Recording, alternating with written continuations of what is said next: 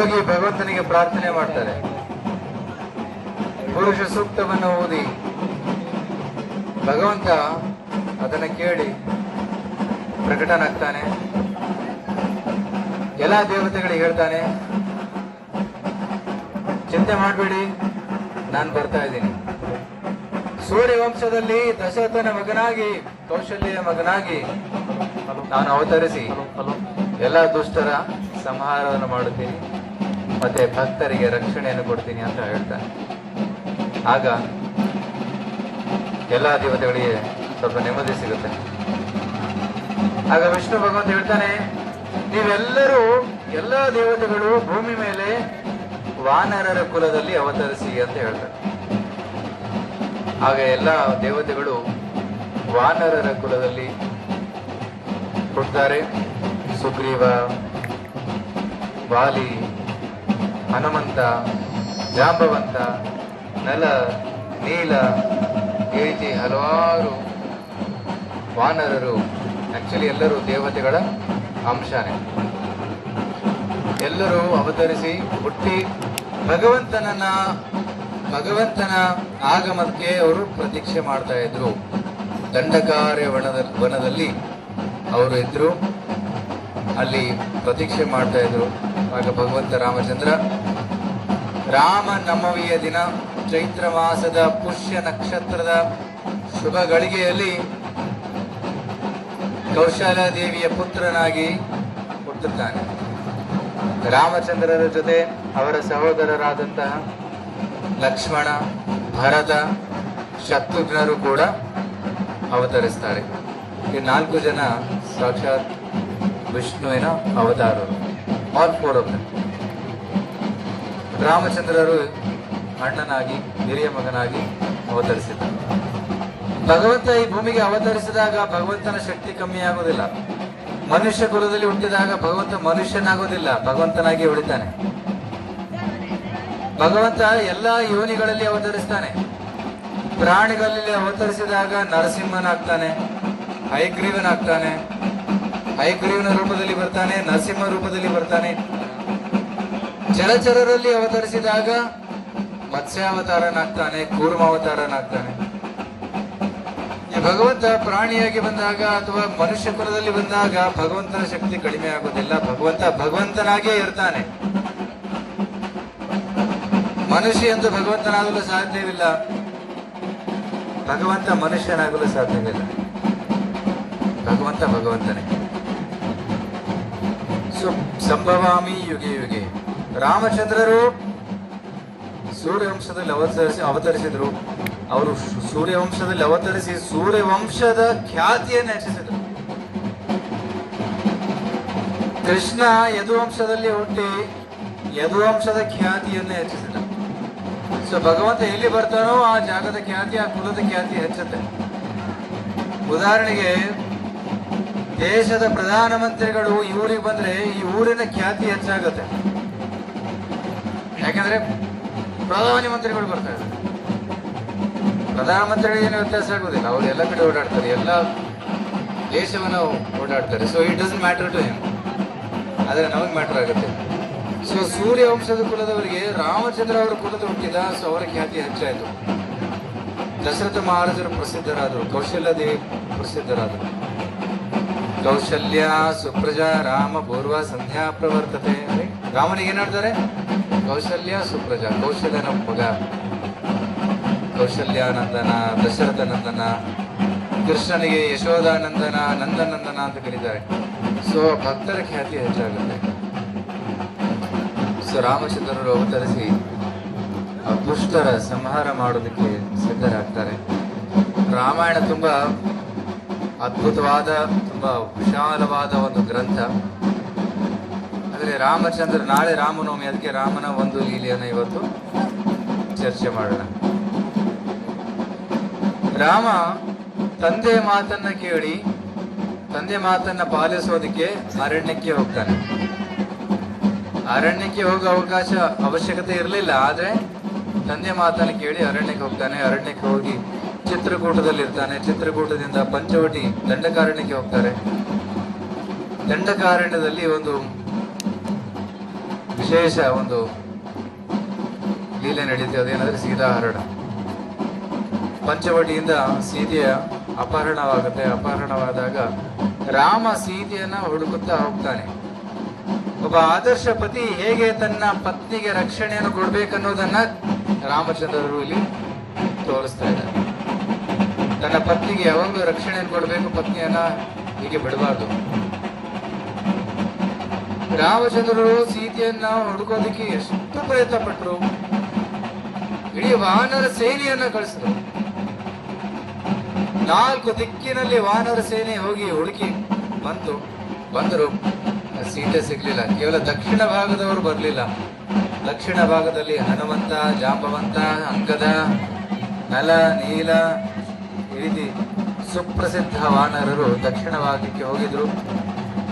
ದಕ್ಷಿಣ ಭಾಗದಲ್ಲಿ ಸಮುದ್ರದ ತಟದಲ್ಲಿ ನಿಂತು ಎಲ್ಲರೂ ಯೋಚನೆ ಮಾಡ್ತಾ ಇದ್ರು, ಹೇಗೆ ಹೋಗೋದು ಸಮುದ್ರವನ್ನು ದಾಟಿ. ಯಾಕಂದ್ರೆ ಅವರಿಗೊಂದು ಸುಳಿವು ಸಿಕ್ಕಿತ್ತು, ಅದೇನಂದ್ರೆ ಸೀತೆ ಲಂಕೆಯಲ್ಲಿದ್ದಾಳೆ ಅಂತ. ಹಾಗೆಲ್ಲರೂ ಯೋಚನೆ ಮಾಡ್ತಾ ಇದ್ರು, ಯಾರು ಜಿಗಿದ್ದಾರೆ. ಆಗ ಜಾಂಬವಂತ ಹೇಳ್ತಾನೆ, ನಾನು ಜಿಗಿಬಹುದು, ಆದ್ರೆ ಈಗ ವಯಸ್ಸಾಗಿದೆ, ಸೊ ನಾನು ಅಲ್ಲಿ ತಲುಪ್ತೀನಿ ಅನ್ನೋ ಗ್ಯಾರಂಟಿ ಇಲ್ಲ. ಅಂಗದ ಹೇಳ್ತಾನೆ, ನಾನು ಜಿಗಿಬಹುದು, ಆದ್ರೆ ವಾಪಸ್ ಬರ್ತೀನಿ ಅನ್ನೋ ಗ್ಯಾರಂಟಿ ಇಲ್ಲ. ಬೇರೆ ಹೇಳ್ತಾನೆ, ನಾನು 10 ಯೋಜನೆ ಜಿಗಿಬಹುದು, ಕೆಲವರು 50, ಕೆಲವರು 80, ಕೆಲವರು 90, ಆದ್ರೆ 100 ಯೋಜನೆ ಜಿಗಿದು ವಾಪಸ್ ಬರುವಂತ ಸಾಮರ್ಥ್ಯ ಯಾರಲ್ಲೂ ಕಾಣಲಿಲ್ಲ. ಎಲ್ಲರೂ ಹತಾಶರಾಗಿ ಅಲ್ಲಿ ಕುಳಿತುಕೊಂಡಿದ್ರು. ಆಗ ಜಾಂಬವಂತ ಹೇಳ್ತಾನೆ, ನಮ್ಮಲ್ಲಿ ಒಬ್ಬನಿದ್ದಾನೆ, ಅವನು ಜಿಗಿಯಲು ಸಾಧ್ಯ, ಅವನಲ್ಲಿ ಸಾಮರ್ಥ್ಯ ಇದೆ, ಆದ್ರೆ ಅವನು ಮರೆತು ಬಿಟ್ಟಿದ್ದಾನೆ. ಅವ್ರು ಯಾರು? ಹನುಮಂತ. ಹನುಮಂತನಲ್ಲಿ ಸಾಮರ್ಥ್ಯ ಇದೆ, ಆದ್ರೆ ಅವನು ಮರೆತಿದ್ದಾನೆ, ನಾನು ಅವನಿಗೆ ನೆನಪಿಸ್ತೀನಿ ಅಂತ. ಜಾಂಬವಂತ ಹನುಮಂತನಿಗೆ ತನ್ನ ಶಕ್ತಿಯನ್ನ ನೆನಪಿಸ್ತಾನೆ. ಹನುಮಂತನಿಗೆ ತನ್ನ ಶಕ್ತಿಗಳ ನೆನಪಾದಾಗ ತಕ್ಷಣ ಸಿದ್ಧನಾಗ್ತಾನೆ ಸಮುದ್ರವನ್ನ ಜಿಗಿಯೋದಕ್ಕೆ. ಆಗ ಜಾಂಬವಂತನಿಗೆ ನಮಸ್ಕರಿಸಿ ಆಶೀರ್ವಾದನ ಪಡೆದು ಮಹೇಂದ್ರ ಪರ್ವತದ ಮೇಲೆ ಏರಿ ದೊಡ್ಡ ವಿಶಾಲವಾದ ರೂಪವನ್ನ ತಗೊಂತಾನೆ. ಅವನ ತಲೆ ಮೋಡ ತಟ್ಟುತ್ತಾ ಇತ್ತು, ಅಷ್ಟು ದೊಡ್ಡ ವಿಶಾಲವಾದ ರೂಪವನ್ನ ತಾಳಿ ಮಹಿಮಾ ಸಿದ್ಧಿಯ ಪ್ರಯೋಗವನ್ನ ಮಾಡಿ ದೊಡ್ಡ ರೂಪವನ್ನು ತಗೊಂಡು ಹನುಮಂತ ಜೈ ಶ್ರೀರಾಮ್ ಅಂತ ಕೂಗಿ ಜಿಗುತ್ತಾನೆ. ಏನಂತ ಕರೆದ? ಏನಂತ ಕೂಗಿದ? ಎಲ್ಲರೂ ಜೋರಾಗಿ ಹೇಳಿ ಇನ್ನೊಮ್ಮೆ, ಜೈ ಶ್ರೀರಾಮ್ ಅಂತ ಕೂಗಿ ಜಿಗಿದು ಬಿಟ್ಟ.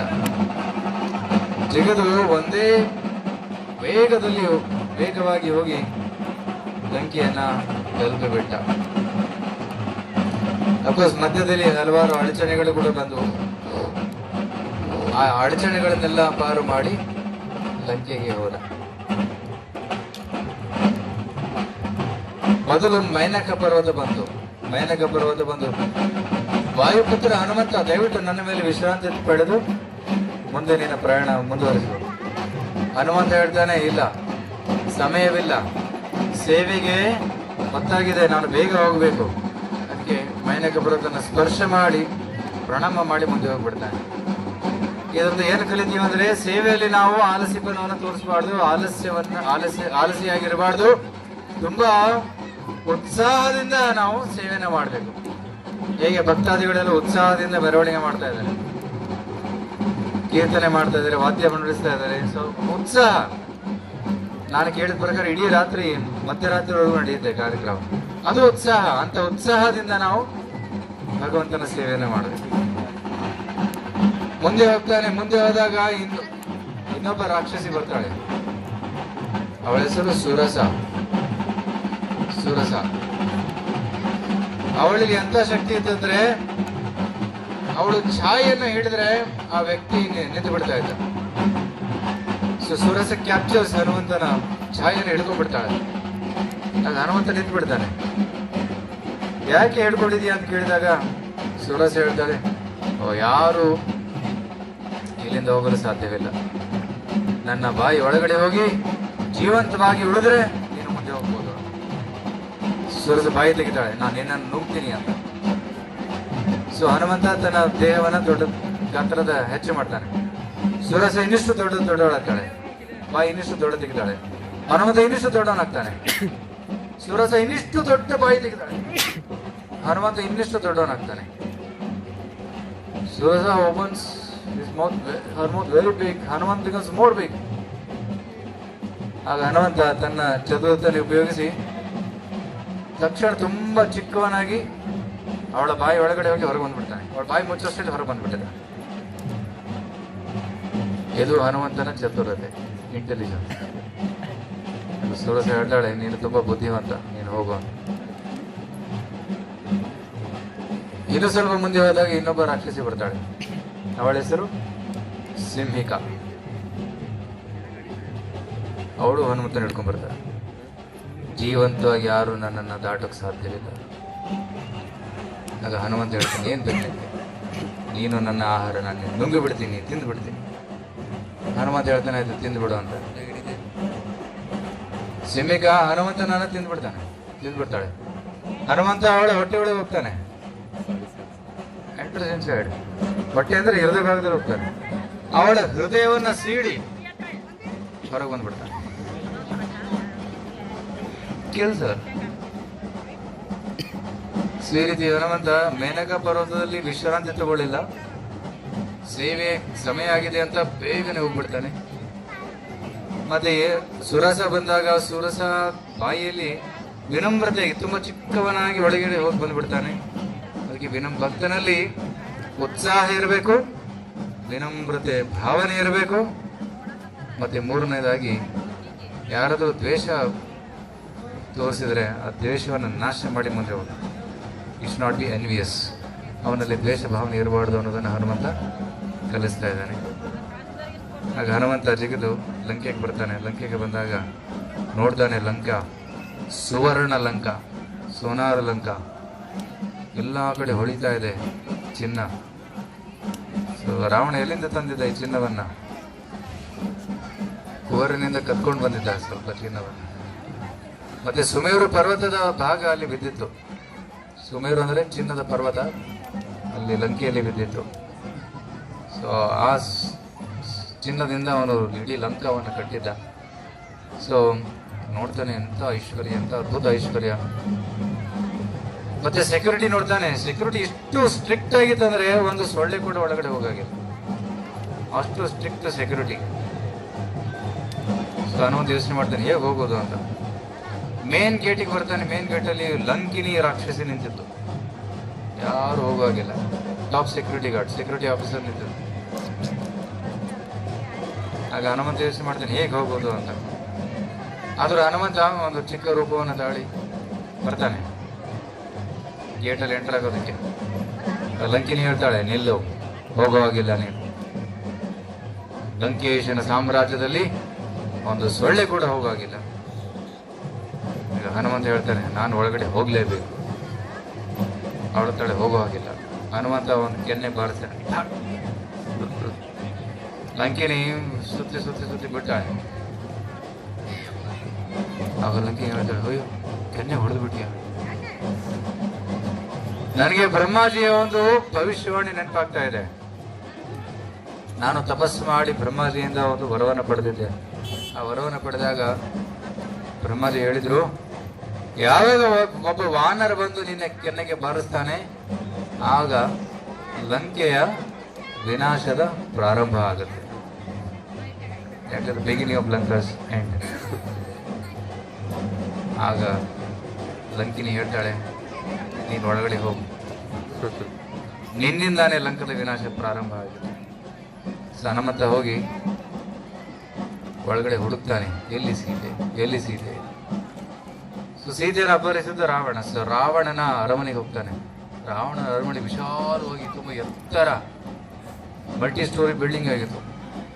ಅದ್ರ ಮೇಲೆ ಪುಷ್ಪಕ ವಿಮಾನ ನಿಂತ್ಕೊಂಡಿತ್ತು. ಅಂತ ವಿಶಾಲವಾದ ದೊಡ್ಡ ಮಲ್ಟಿ ಸ್ಟೋರಿ ಬಿಲ್ಡಿಂಗ್ ಮೇಲೆ ಚಿಕ್ಕ ಒಂದು ಬೆಕ್ಕಿನಂತ ರೂಪವನ್ನು ತಾಳಿ ಮೇಲೆ ಹೋಗ್ತಾನೆ, ಹುಡುಕ್ತಾನೆ, ಎಲ್ಲಿ ಸೀತೆ, ಎಲ್ಲಿ ಸೀತೆ ಅಂತ. ಸೀತೆ ಎಲ್ಲೂ ಸಿಗಲಿಲ್ಲ. ಮನೇಲಿ ರಾವಣನ ಬೆಡ್ರೂಮ್ಗೆ ಹೋಗ್ತಾನೆ. ಅಲ್ಲಿ ಬೆಡ್ರೂಮಲ್ಲಿ ರಾವಣ ಗಾದೆ ಮೇಲೆ ಮಲ್ಕೊಂಡಿದ್ದ, ಪಕ್ಕದಲ್ಲಿ ಸುಂದರ ಸ್ತ್ರೀ ಮಲ್ಕೊಂಡಿದ್ದು.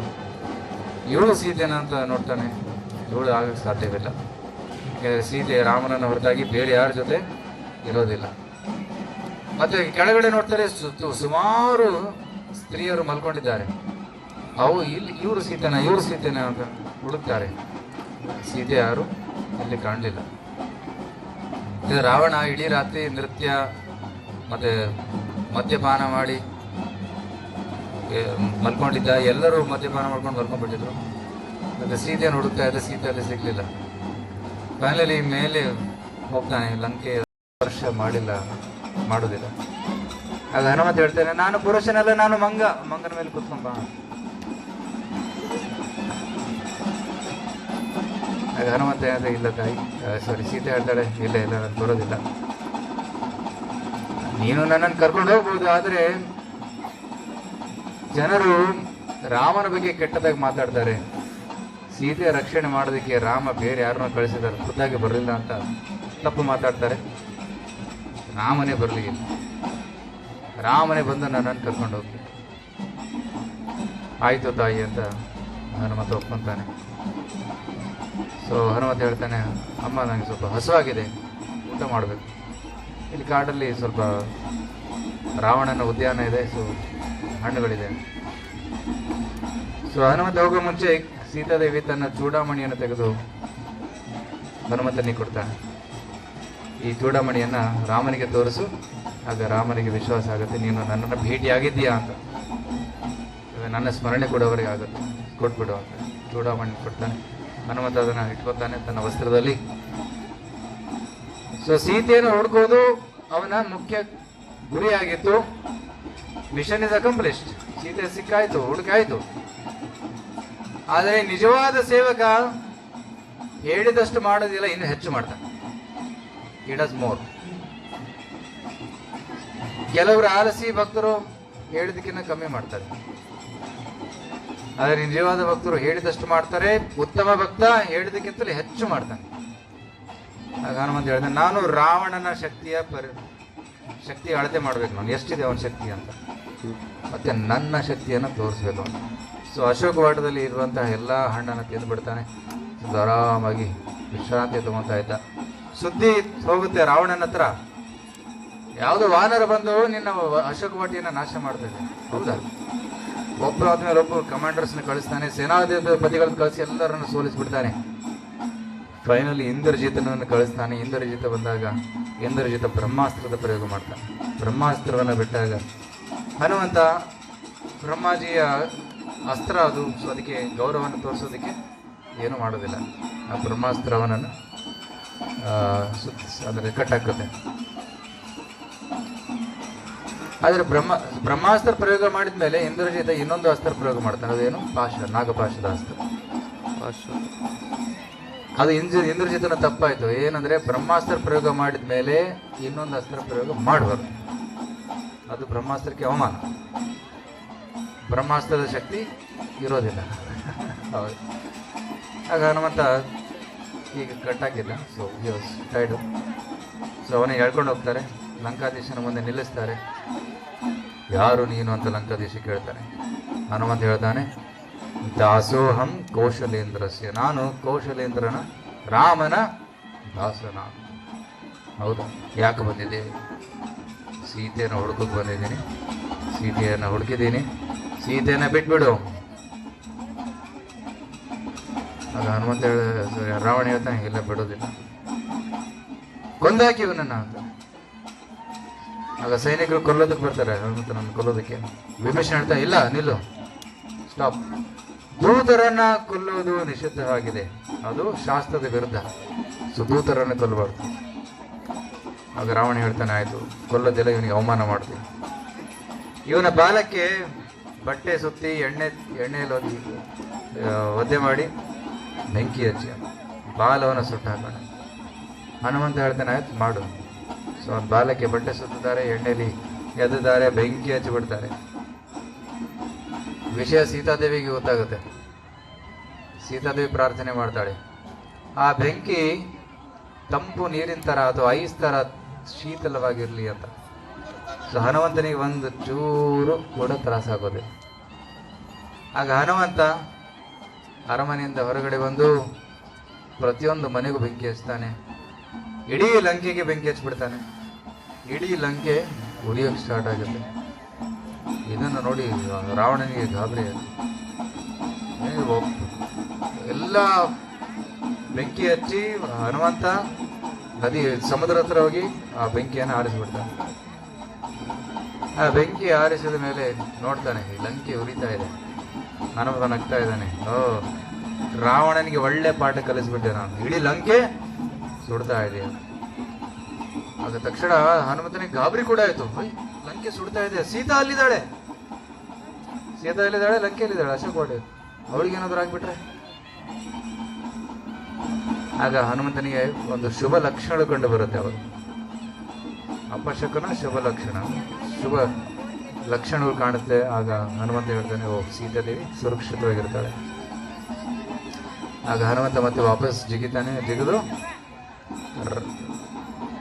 ಎಲ್ಲ ವಾನರರು ಒಂದು ಕಾಲ ಮೇಲೆ ಕೈ ಎತ್ತಿ ನಿಂತಿದ್ರು. ಜಾಂಬವಂತ ಮತ್ತು ಎಲ್ಲ ವಾನರರು ನದಿ ಸಮುದ್ರದ ಪಕ್ಕದಲ್ಲಿ. ಹನುಮಂತ ನೀವು ಬರೋವರೆಗೂ ನಾವು ಹೀಗೆ ನಿಲ್ತೀವಿ, ನಾವು ನೀರು ಕುಡಿಯೋದಿಲ್ಲ, ಊಟ ಮಾಡೋದಿಲ್ಲ, ಹೀಗೆ ಒಂದು ಕಾಲಲ್ಲಿ ನಿಂತಿರ್ತೀವಿ, ನೀನು ಬರಲೇಬೇಕು, ವಾಪಸ್ ಬೇಗ ಬಾ.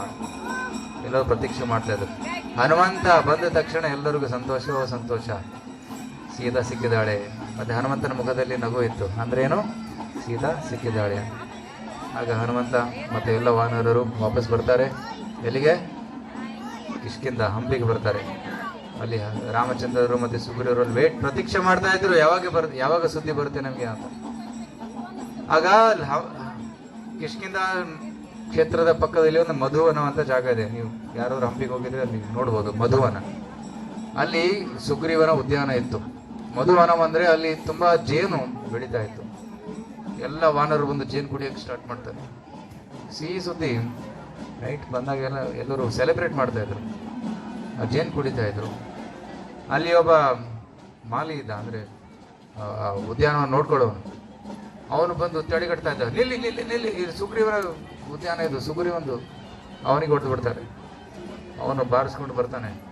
ಸುಗ್ರೀವ ನನ್ನನ್ನು ಬಾರಿಸ್ಬಿಟ್ರು, ಅದೆಲ್ಲ ನಿನ್ನ ಜೇನು ಕುಡಿತಾ ಇದ್ದಾರೆ, ಹಣ್ಣು ತಿಂತಾ ಇದ್ದಾರೆ.